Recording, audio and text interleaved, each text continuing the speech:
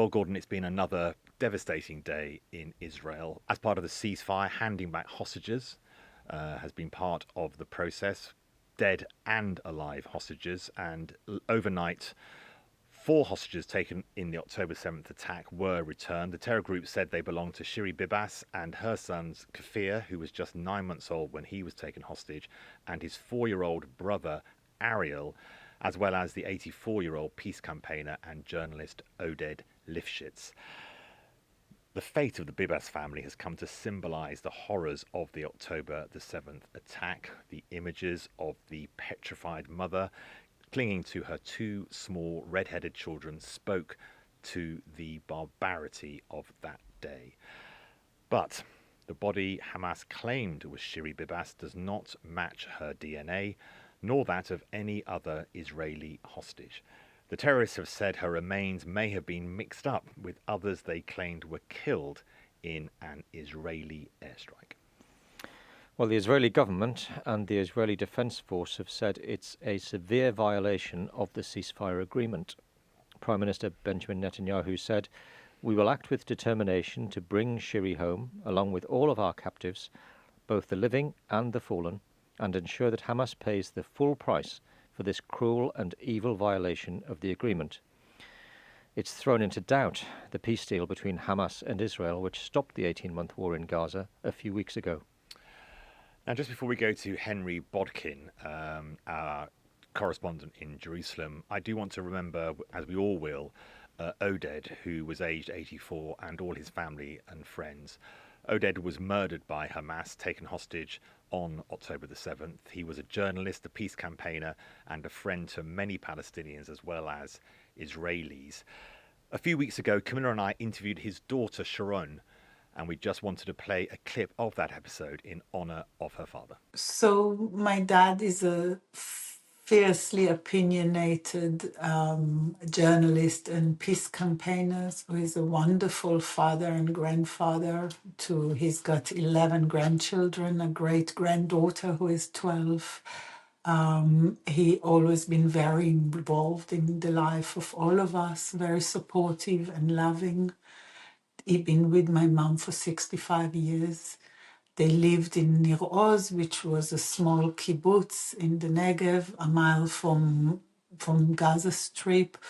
I think you can say that he spent his life building a kibbutz and trying to build a peace and a coexistence in Israel and Palestine. He was always for an independent Palestine. He fought for it before 67. So he is really a man that on the 7th of October see all his dreams collapse, see what happened when the worst of humanity is allowed to unfold. He's 2 weeks before the 7th of October was the last time he took Palestinians from the border with Israel to hospitals, children and elderly who were ill. A week before, the Saturday before, he demonstrated against the government of Israel and the kind of anti-democratic reforms it was trying to pass. He never felt sorry for himself. He felt very strongly that you do what you can to build the world you believe in. He is an idealistic person. Well, since the news of his father's death, Oded's son Yishar has given an interview to an Israeli radio station. He was speaking in Hebrew, so we won't play the clip, but he talked about how his mother Yocheved was also kidnapped, but released about 2 weeks later. And he said, "We know that my father lived in an apartment for at least 2 or 3 weeks after he was kidnapped. He was wounded, in pain, bruised from the beatings, and with gunshot wounds in his hand, alone, miserable, in some apartment in Khan Yunis, without knowing what happened to his friends from the kibbutz or to my mother." He also said, "My father became a public figure, judging by the sheer number of people who prayed for him, wished him well, and spoke about him in the media and in our personal lives. Everything has been said about him. He had a vision for how the Middle East should function. He supported the Oslo Accords because he believed it was the only way to prevent a major war. He foresaw the future in many ways. Even today, when we discuss solutions, it is disheartening to realize that we went through this entire cycle and still failed to resolve the issue. We left it simmering, and look where we are now. Such strong words there from Oded's son, and I think they get to the absolute heart of where we are now. It is absolutely a desperate situation, not just for the Israelis themselves, and particularly those whose loved ones have been were taken by Hamas, and some are now being returned, but also for the Gazans themselves who live in this appalling situation in Gaza and in the West Bank. To talk us through whether there is any hope now for the future of any form of peace between Israel and Hamas, we're joined by Henry Bodkin. He's the Telegraph's Jerusalem correspondent. Thanks so much, Henry, for joining us from Jerusalem. Henry, do we know what's happened to Shiri Bibas's body? Is there any more detail that's been reported on in the early hours of today? The short answer is no, we don't know what's happened to her body, and that's all contributing to the anger and the trauma in Israel today. I think it's worth going back to October the 7th and the aftermath and what we've learned since then. What's interesting about the three Bibas, the Shiri, the mother, and her two children, and also Oded Lifshitz, whose body was identified yesterday, is that as far as we know, they weren't actually captured by Hamas. In Oded's case, he was captured by Palestinian Islamic Jihad, which is allied to Hamas, but it is a different group. And Shiri was captured, we think, by a group called the Mujahideen Battalions, which has a lineage from Fatah in the West Bank and stuff, and again is a bit separate from Hamas. And that's important because what we think might have happened is that in those crazy weeks after October the 7th, Hamas didn't have control of all the hostages it now claims to have control over. And so there was talk way back in November 2023, when I was in Israel reporting on the run-up to the hostage deal then, that Hamas didn't actually have these people and they couldn't quite vouch for their safety. So we don't know what's happened to her body. They always claimed that Shiri, Kfir, and Ariel, the mother and the two kids, were killed in an Israeli bombardment. The IDF were never really in a position to confirm or deny that, which is sort of understandable. Israel are now saying that's not the case. They were murdered in captivity. Now, whether that means they were murdered in the way that we would understand murder, that they were deliberately killed, whether they died of neglect, or whether this murder is a form of words that Israel is now adopting to basically say, look, if you capture someone at gunpoint and then they die in your captivity, we're taking that as murder. We just don't know at the moment. So Israel has said, look, it's definitely the body of the female that they received yesterday definitely isn't Shiri. Hamas, classic Hamas, have put out a number of different statements with quite differing tones today. First, they said that, well, the body parts were all mangled because of the airstrike, or that was their implication. There were mixed up body parts under the rubble. Now, what we're hearing from the Israeli Forensic Institute it suggests actually that they had a fairly intact body, and that isn't the case. And that just goes towards the suggestion that Hamas either cynically or completely mistakenly just gave them the wrong body, one of the others. But it contradicts the claim that they were handed just a pile of remains. Henry, people here will have seen the videos and the photographs of these Hamas gunmen parading these coffins on a stage with a backdrop of a drawing of Benjamin Netanyahu depicted as a vampire with blood dripping from fangs that are sort of pooling this blood around a picture of the 4 dead hostages. An absolutely appalling image.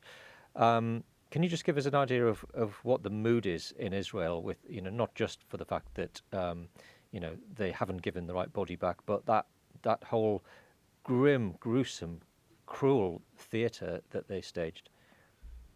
The mood is of total disgust and total anger. I mean, it seems 24 hours on now ridiculous to recall, but there were a lot of people in Israel who actually thought that the bodies might be handed back privately. that there might not be a ceremony. And then, of course, early yesterday morning, we saw the stage go up and all of that, similar to the handover of live hostages.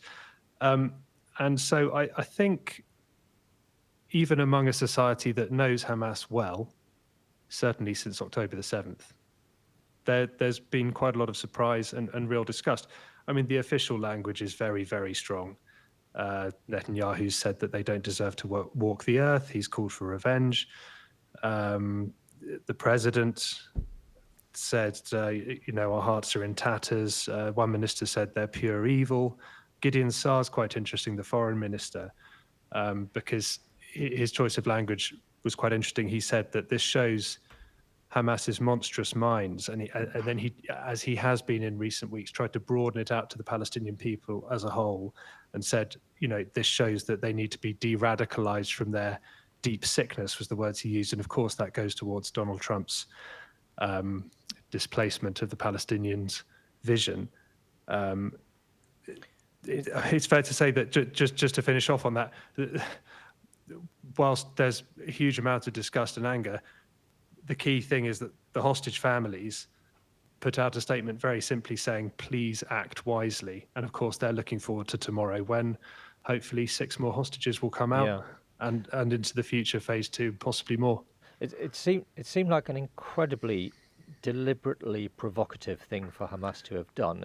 Are people there talking about Hamas maybe trying to almost sort of dare Israel into restarting the conflict? I'm not hearing that analysis. I mean, my own guess, my own analysis would be that they just can't help themselves, and that they think that while they have living hostages, they probably can get away with it. You've made the point about the reaction politically, what Benjamin Netanyahu has said. This is a 2-stage ceasefire. We spoke a little bit earlier in the podcast, Henry, about stage 1, the first 42 days. That first 42-day phase is coming to an end next week. Stage 2 is meant to make the initial temporary ceasefire permanent. The remaining hostages should be released, and then supposedly we move on to the reconstruction phase of Gaza. Very difficult to see how that could even start. But Henry, given the events of the last 24 hours and also the way that Hamas have handled the release of the hostages, is there now a threat to the second stage of the ceasefire and the ceasefire holding at all? I think anger among the Israeli public against Hamas makes Netanyahu feel emboldened, which could threaten phase 2 of the ceasefire a bit. But I think the reality is that phase 2 of the ceasefire, phase 2 of the deal, was always very, very under threat, because essentially what it envisages is an end of Hamas. So you have to ask, what long-term incentive is Israel giving Hamas to release these final hostages? If we get 6 out tomorrow, then I think we're looking at probably between 20 and 30 living ones left, right? So that's a hell of a lot of people. And so, I mean, there are things that Israel can give Hamas that they want. There's the continuance of the ceasefire, which is obviously, if you're being pounded, then not being pounded for extra days is good, and it also allows Hamas to take measures to build up their military capability again. The complete withdrawal of the IDF from Gaza is no small thing. At the moment, they're still striking vehicles with drones. They're still shooting Palestinians who come too close to their soldiers. So that will give Hamas a much greater hand in Gaza. There's more aid, obviously. But long term, you do wonder what Israel can give Hamas to incentivize them to give these hostages up.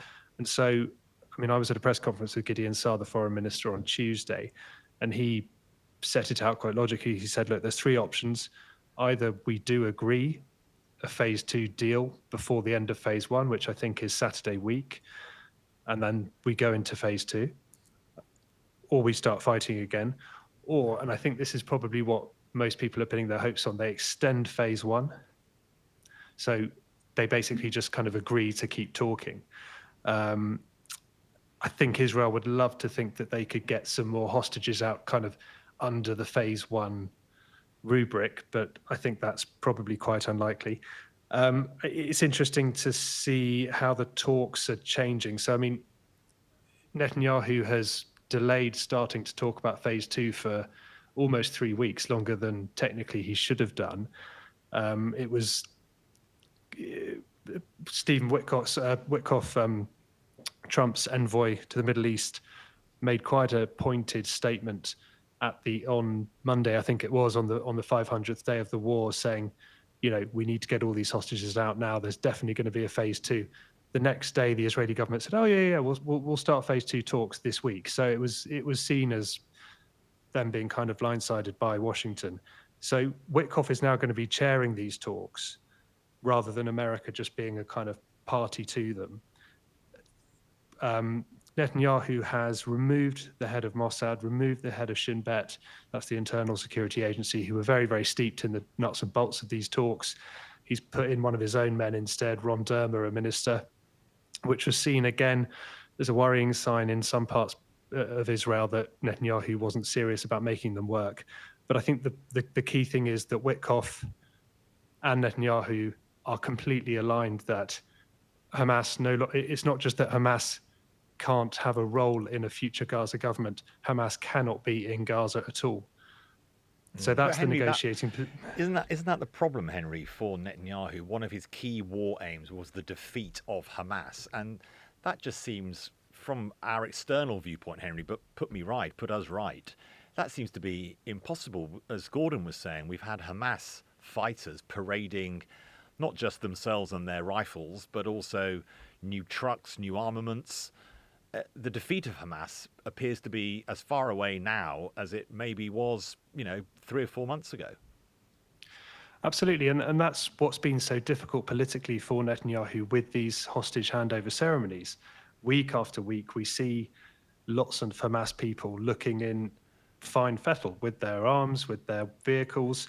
There was quite an interesting little kind of pep talk that the Israeli Chief of the General Staff gave to some soldiers, I think a week or so ago, that was duly reported, saying, don't be put off by the fact that Hamas turn out every Saturday with cleanly ironed uniforms. When you were fighting them, they were hiding in tents among the civilians and they had their weapons buried under the bed and stuff like that. But look, it proves that they are very, very hard to get rid of. And if you look at the state of Gaza visually, it's difficult to see what more Israel could have done to try and defeat them. And so it comes to this cognitive dissonance.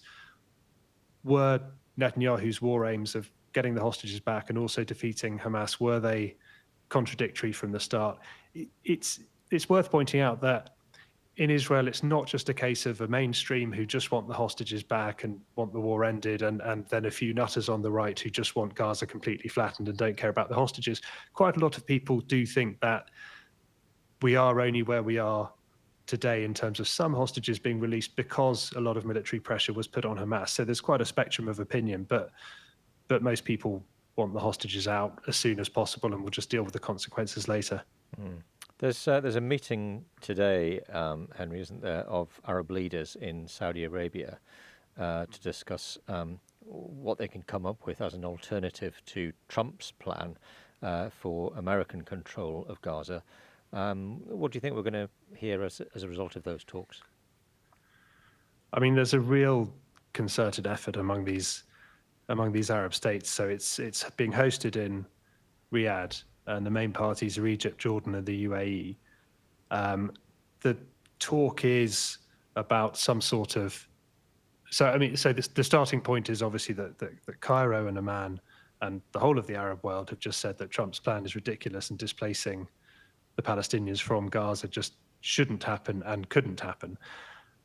Egypt and Jordan, particularly Jordan, have a very strong self-interest in not having loads and loads of Palestinian refugees cross their borders. So the aim is for these Arab states to come up with a plan to reconstruct Gaza, whereby the population stays. The latest we're hearing is suggestions of a kind of civilian committee. A name's cropped up. He's called Mohammed Daylan.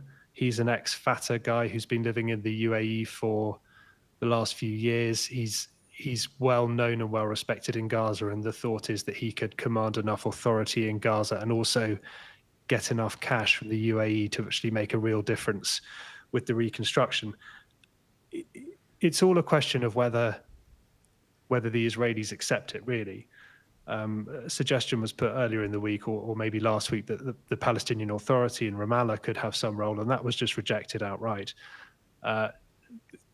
Israel said, they're just as bad as Hamas. Now, I don't think, obviously, they are just as bad as Hamas. They've technically left violence behind some decades ago, and they don't go around massacring people anymore.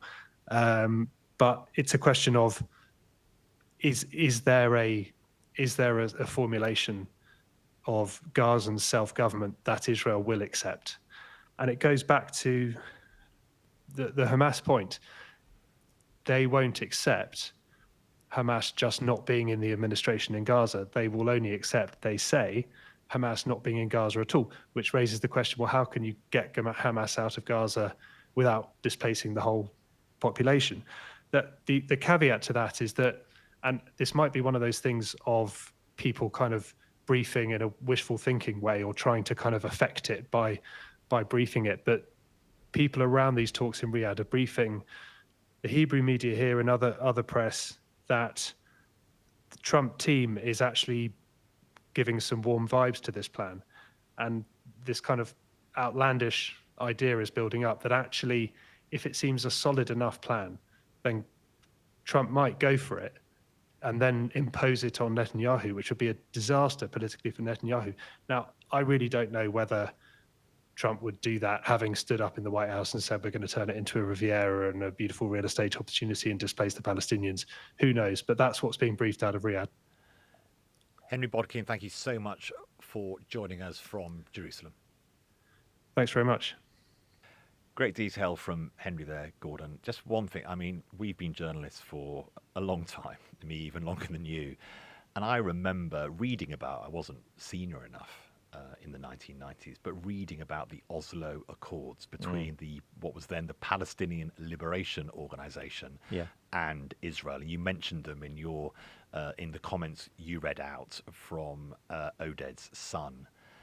And we are still in the same place of war or semi-war between Israel and Palestine. And I think given that history, you can't have that much optimism about the direction of travel in the Middle East. No. Well, Tony Blair was sent to try and solve it, wasn't he? And he spent years there and didn't really make any headway at all.